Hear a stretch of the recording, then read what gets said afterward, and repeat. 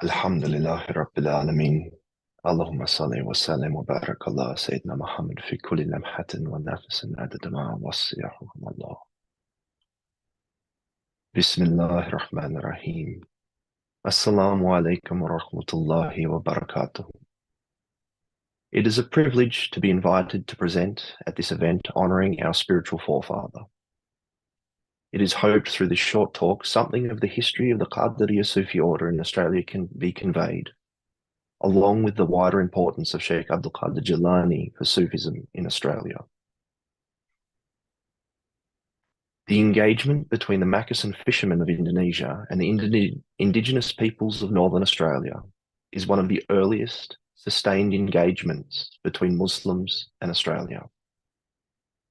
The forays into Australian waters by Makassar fishermen in search of trepang, sea cucumbers, occurred from as early as the 16th century and continued until South Australian customers effectively outlawed their visits in 1906.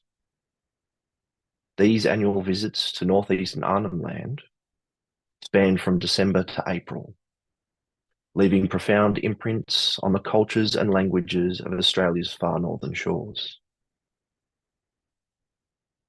During these visits, cultural exchange occurred, with some Macassans participating in Aboriginal feasts and ceremonies, and some Aboriginal peoples creatively adapting aspects of Islam. As a result, it is interesting to examine what type of Islam was being introduced into Northern Australia.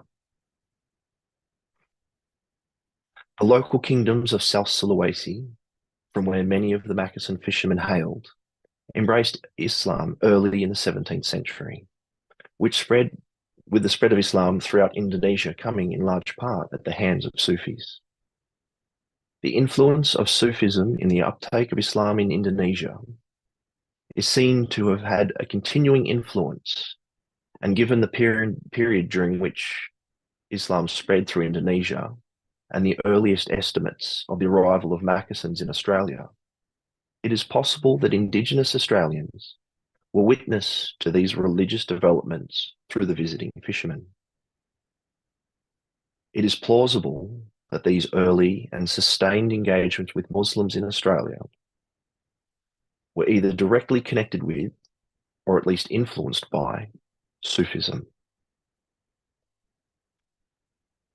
The cultural exchange that has been documented between the Makassar fishermen and the Indigenous Australians indicates a significant level of linguistic and spiritual influence. There is remnant vocabulary in the Ilonga rituals that is derived from Muslim prayer, and it has long been observed that some Indigenous religious ceremonies are strongly inflected with Makassar influences, with references to Muslim prayer surviving in some secret and sacred incantations on the Northern Australian shores, to the point that before British colonisation, some of Australia's Indigenous peoples were engaging with Muslim life worlds at a much deeper level than has been presumed. The first Indonesian author who expressly claims to have been initiated into the Qadiriyya, along with several other orders, is the famous 17th century Sheikh Yusuf Makassar. He was initiated into the Qadiriyya, Naqshbandiyya, the Shatriyya, and the Khalwatiyya Turuq. Whilst originally from central Sulawesi, after his travels through the Middle East, Sheikh Yusuf Makassar settled in Bantan, west of Jakarta, though he did remain in correspondence with the royal elite of South Sulawesi.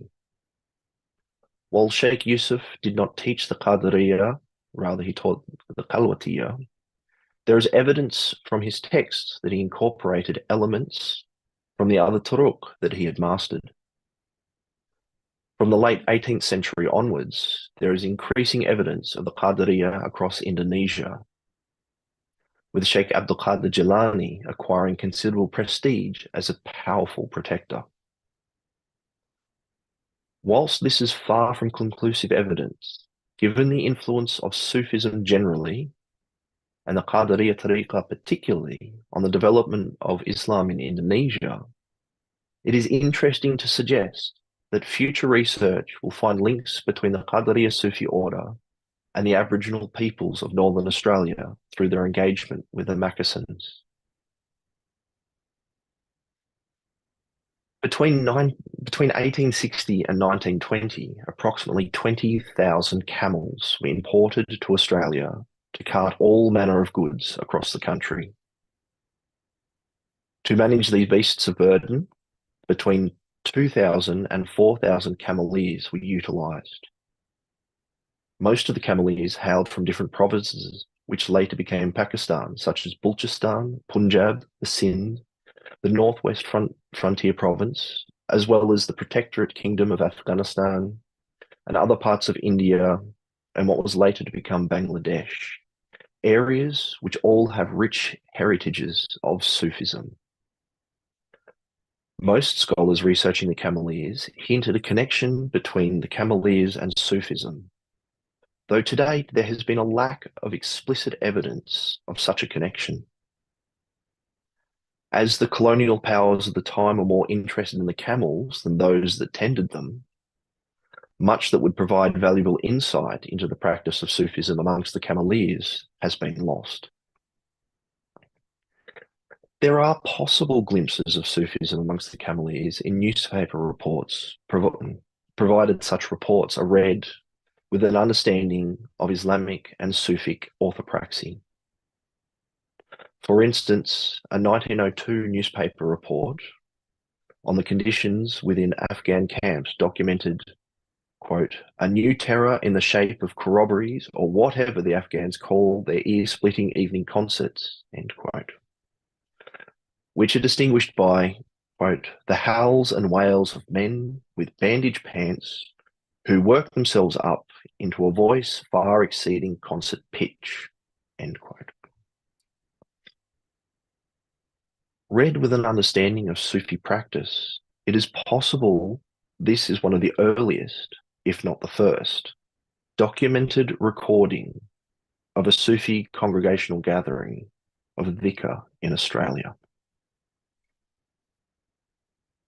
Beyond the transportation of goods, the cameleers also built the earliest known mosques in Australia. These include such locations as Murray, Coolgardie, Adelaide, Broken Hill, Perth, and Brisbane. At its peak, Broken Hill had 2 camel camps, each with their own dedicated mosques. Though as the town expanded and reliance on camels lessened, the West Camel Camp Mosque was relocated, eventually to be behind the North Camel Camp Mosque. These 2 simple structures represent the oldest existent mosques in New South Wales and some of the few remaining cameleer-built mosques in Australia today. Today, the entrance room to the Broken Hill Mosque is an exhibition room with a small collection of cameleer artefacts. These artefacts have received ongoing attention, and recently a book previously mislabeled the Quran was identified as a copy of Qasasul Anbiya, a 500-page volume of Bengali Sufi poetry. Also recently identified is a handwritten manuscript, which we will discuss shortly. Of note, a 1926 newspaper article, along with listing other mosques in Australia, mentions, quote, "a zawiya in Broken Hill," end quote. The Perth Mosque development came through the cameleers banding together, with at least 204 contributing to the initial funding. While it was not the first mosque in Western Australia, it is the first mosque to be built separately from the Ghan towns the other cameleer mosques were annexed to, and it represents an awareness of group identity, independent of their trade, during a time of political and racial tension in Australia. The current design includes the original building built by the cameleer community, though this part of the building is concealed from outside by more recent extensions that were built to accommodate the growing Muslim population in Perth. The basement of the Perth Mosque is where another handwritten cameleer manuscript was found. Interestingly, the handwritten cameleer manuscripts from the Broken Hill and Perth mosques highlight an explicit connection to the Qadiriyya Tariqa. The Broken Hill Mosque manuscript was written in 1322 after Hijrah. That's 1901 current era, by Ahmed al-Qadiri, and written to Ahmed Akbal Khan al-Afghani. It contains the author's genealogy, nasab, and spiritual chain, silsila, both of which trace back through Shaykh Abdulqadir Jailani, indicating a membership of the Qadiriyya Sufi order. Along with the genealogy, nasab, and spiritual chain, silsila, the manuscript also contains a hadith Qudsi with 2 chains of transmission, sanad, a license, ijaza, spiritual work, wird, some honorific titles of Shaykh Abdulqadir Jailani, and a list of some of the children of the Shaykh. The Perth Mosque manuscript is a prayer book containing supplications and their purposes, along with 4 silsila, being Chisti, Suhrawadi, Qadri, and Kubrari. Of these 4, only the Qadri silsila is complete and follows the spiritual genealogy, the silsila found in the Broken Hill Mosque manuscript, with a few additions of the more recent representatives of the Qadiriyya. Taken together, the Broken Hill and Perth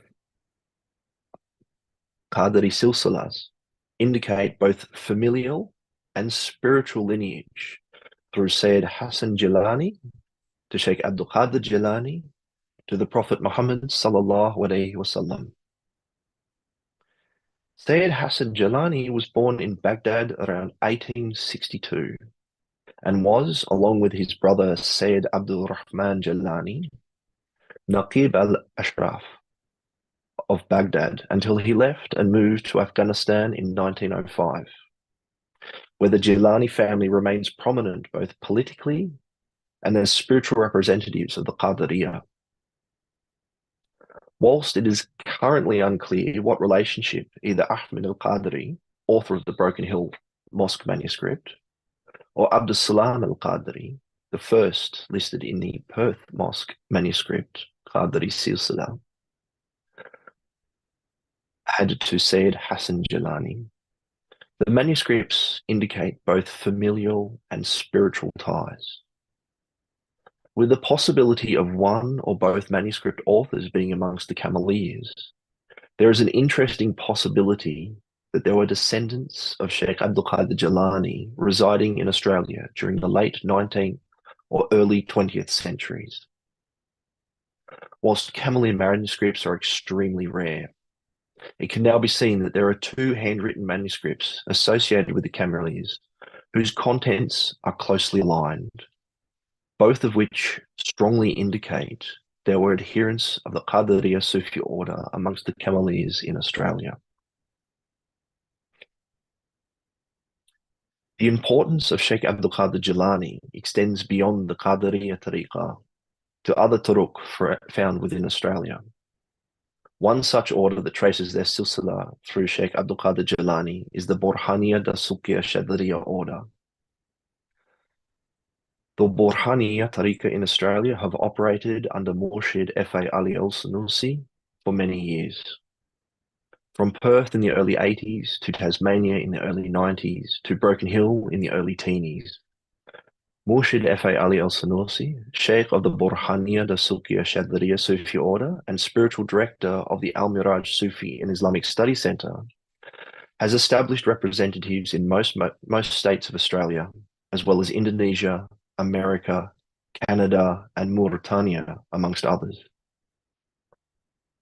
Murshid Ali established Australia's first Sufi bookshop in Perth in 1983. When Murshid Ali moved to southern Tasmania in 1990, the centre and bookshop relocated also, initially in the Margate train and later to Hobart. In 2012, the bookshop relocated to Broken Hill and has become the largest comparative spirituality bookshop in the Southern Hemisphere. Australia's first Sufi magazine, The Treasure, has been published under his guidance since 1998. Finding a permanent home in Broken Hill, the Almiraj Sufi and Islamic Studies Centre includes a zawiya, a prayer area, a library, a bookshop, and a bakery. Jummah is conducted at the centre, along with a weekly gathering of dhikr, Tariqa in the month of Ramadan, and the celebration of the two Eids. As part of the goals of the centre are to introduce Islam in its totality to the community. The centre has hosted numerous researchers, school groups, university groups over the years, open various aspects of the teaching to interested audiences. The Qadiriyya was one of the earliest Sufi orders to formalize a structured organization, and it is perhaps fitting that it looks to be one of the first Sufi orders to have established roots in Australia. Given the importance of the Qadiriyya Sufi order in the history of Islam in Australia, it is hoped that the influence of its founder, Shaykh Abdulqadir Jailani, continues to be felt amongst the adherents of Sufism in this country and beyond for years to come. And I would like to thank the work of my dear brothers Rami Dawood and Arthur Shepta for their work with me on the two manuscripts mentioned. Alhamdulillahi Rabbil Alameen. Assalamu alaikum wa rahmatullahi wa barakatuhu.